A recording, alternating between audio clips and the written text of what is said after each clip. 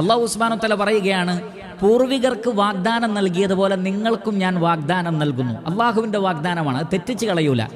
എന്താണ്? നിങ്ങൾക്ക് ഭൂമിയിൽ പ്രാതിനിധ്യം നൽകാം. ഭൂമിയിൽ മുസ്ലിമീങ്ങൾക്ക് പ്രാതിനിധ്യം, അവർക്ക് പരിഗണന ഒരു രാഷ്ട്രത്തിൽ ലഭിക്കുന്ന ഒരവസ്ഥ, അല്ലെങ്കിൽ നിങ്ങളുടെ മതമനുസരിച്ചുകൊണ്ട് മതസ്വാതന്ത്ര്യമുള്ള ഒരു അവസ്ഥ നാട്ടിലുണ്ടാക്കി തരും. അതാണ് നിങ്ങൾക്ക് ഇഷ്ടപ്പെട്ട ദീനനുസരിച്ച് ജീവിക്കാൻ നിങ്ങൾക്ക് സൗകര്യം ചെയ്തു തരും. പേടിക്ക് ശേഷം അള്ളാഹു നിങ്ങൾക്ക് നിർഭയത്വം തരാം.